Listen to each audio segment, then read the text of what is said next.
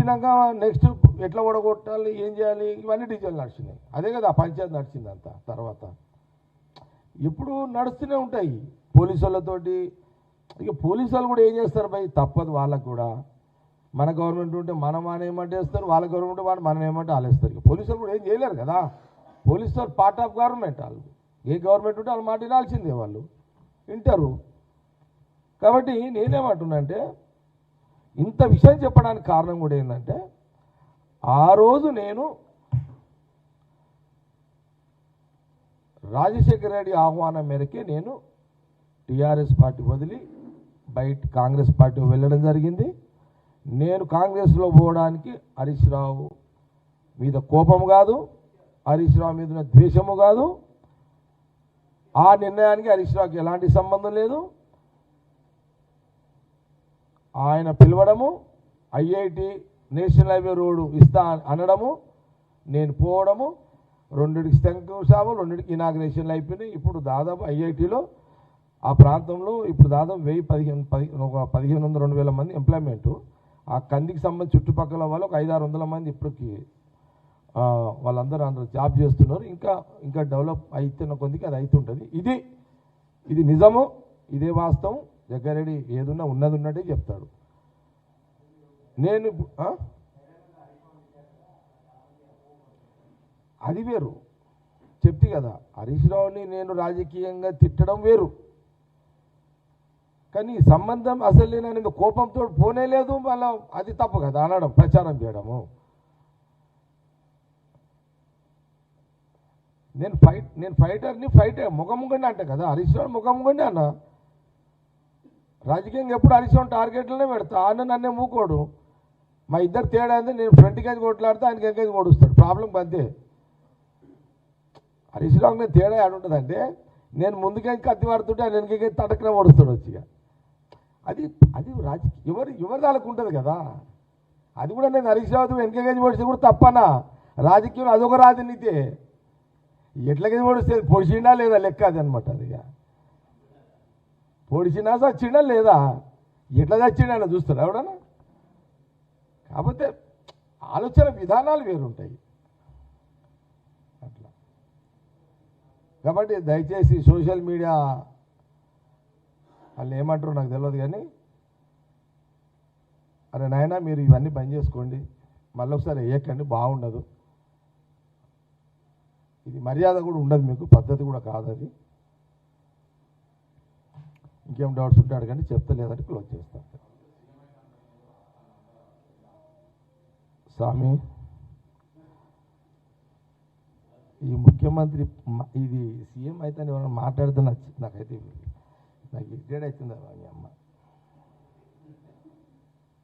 అసలు నాకు ఎవరన్నా అవుతానంటే అసలు ఏంద్రా నాయన అది అసలు అమ్మ. అసలు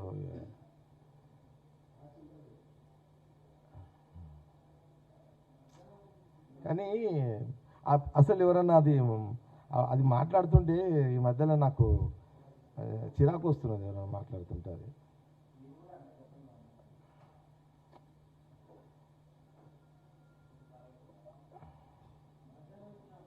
అదే లేదు, రాజ్యాంగం ఎంత ఇచ్చినా ఇక డైరెక్ట్గా కౌన్సిల్ నిలబడినోడు కూడా ఇక సీఎం అవుతా అంటే ఎట్లా భయ్, నాకు అర్థం కాదు. కానీ అమ్మాయి భయ్, నేను 19 సంవత్సరాలకే మున్సిపల్ కౌన్సిలర్ అయినా భయ్. నాకు ఎవడు బ్యాక్ సపోర్టు, సొంత కష్టపడి ప్రజా పోరాటాలు చేసి కౌన్సిలర్ 19 ఏళ్ళకైనా 27 ఏళ్ళకు ఒక మున్సిపల్ చైర్మన్ అయినా ప్రజల సమస్యల మీద పోరాటాలు చేసి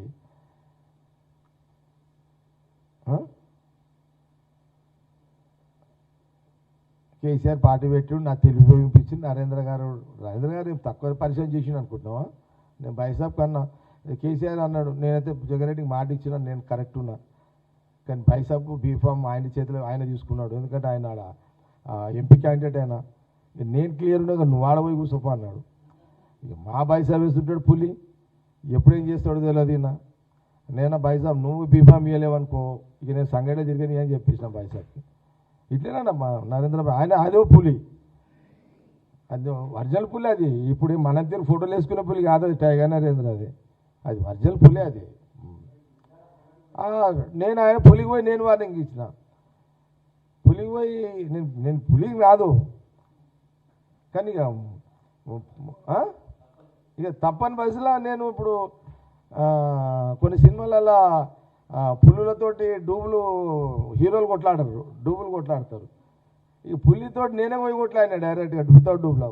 స్ట్రాంగ్ ఇచ్చిన బైసాబ్ చెప్పేసిన, బైసాబ్ నాకు కానీ బీఫామ్ అప్పుడు ఒకసారి ఇట్లా చేసినావు ఇయ్యక, మళ్ళీ ఈడ అదే కథ వచ్చింది. నాకు ఇవ్వకపోతే బైసాబ్ నేనైతే సంఘటన జెండా కట్టనియ్యా తిరగనియ్యా, ఇక సావో బతుకు, ఇక నేను మునిగితే నువ్వు కూడా మునగాల్సిందని గట్టిగా కూర్చున్నా.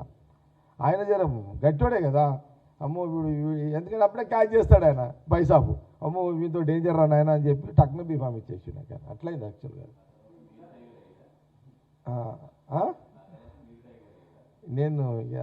నేను ఈ మధ్యలో జంతువులై పెట్టుకుంటలేదు పేర్లు, అది కూడా ఎవరంటే ఆడు పెడుతున్నాడు ఇప్పుడు, అది కూడా ప్రాబ్లం అవుతుంది అంత. ఏది అవునవునవునవును.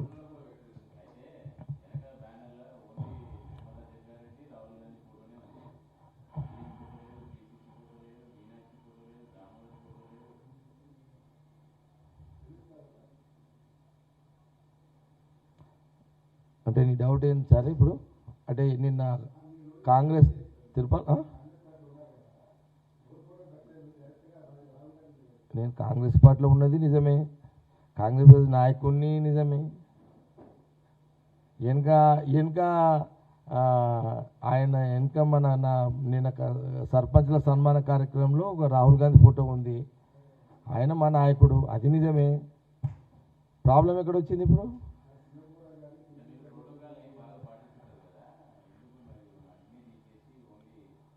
నిన్న కొంత మైండ్ డిస్టర్బెన్స్ అయినా జర, నేను అంతా చెప్తా టైం వచ్చినట్టు తెలుస్తే, అన్ని ఇప్పుడే చెప్తే ఎట్లా మీకు అంతా. అందుకే ఎవరు ఫోటోలు వద్దరని ఆయన ఒక్క ఫోటో ఇచ్చేసి పోండి కదా సరిపోదాకా అని చెప్పేసి, అది మన తెలియదు ప్రతాప్. అది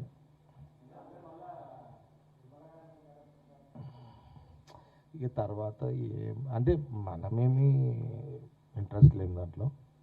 ఆల్రెడీ ఆయన దామోదర్ సాబ్ ఒకరికి లెటర్ ఇవ్వమంటే కూడా ఇచ్చేసిన కదా నేను, ఆయన ఏదో ఉజ్వల్ రెడ్డికి లెటర్ అంటే ఇచ్చేసిన.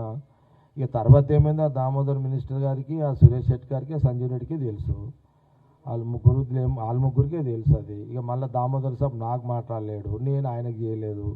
ఆయన ఏమైనా చేస్తే నేను చెప్తుంటే, ఇక ఆయన నాకు చేయనప్పుడు ఏందో పెద్దల వ్యవహారం వాళ్ళు ఏమైనా చేసుకోపోయినా అక్కడ వదిలేసిన. మేము నామినేషన్ కూడా వెళ్ళలేదు కదా, నేను ఉండాలనని చెప్తే ఎవరు కాదన్నారు, కానీ మేము వద్దనే అనుకున్నాను. నిర్మల కూడా అన్నది వద్దులే 5 ఏళ్ళు ఉన్నాం, కొత్తలకు అవకాశం ఇస్తే బాగుంటుంది అంటే, ఆయన దామోదర్ సాబ్ చెప్తున్నాడు కదా ఉజ్వల్ రెడ్డికి లెటర్ ఇచ్చేద్దామంటే నేను ఇచ్చేసిన. ఆల్రెడీ నిర్మల చెప్తేనే ఇచ్చేసిన. నేను కూడా అనుకున్నా వద్దులే ఎందుకులే అని చెప్పంతే. ఇక అదేమో దామోదర్ సాబ్ వాళ్ళకి తెలుసు, ఏమో మనకేం తెలుస్తుంది అంత. ఇక అవన్నీ ఆడబెట్టుకుంటాం ప్రతాప్ అంతా. ప్రశాంత్ మనం ఎందుకు మైండ్ ఖరాబ్ చేసుకున్నాం, మనం క్లారిఫై అయినా తెలుస్తుంది. ఇంకొన్ని డిస్టర్బెన్స్ ఉన్నా నో డౌట్, డిస్టర్బెన్స్ కారణాలు ఏందన్నది త్వరలో తెలియజేస్తా. ఎవరితో అనేది కూడా అప్పుడే చెప్తా, టైం వచ్చినప్పుడు చెప్తా. టైం ఉంది ఇంకా, మేలో చెప్తా. మే నిన్న ఒక్క రాహుల్ గాంధీ గారి, ఇక మీరు మళ్ళీ అది నాకు అది మళ్ళీ హరీష్ రావు సబ్జెక్టు ఇదవుతుంది. మళ్ళీ మీరు అడుగుతున్నారు, ఇది ఒకటి చెప్పదు. నేను అది పెట్టడానికి కారణాలు ఉన్నాయి.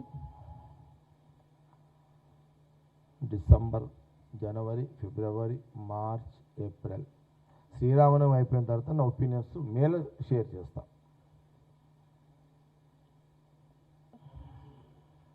మేలే చెప్తాం.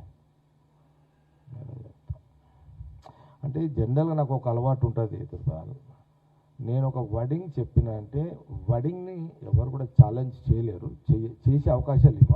ఒకటి, నేను ఒక లైన్ తీసుకున్న తర్వాత బ్యాక్ రాను. మళ్ళా ఎందుకు రాను అంటే ఒక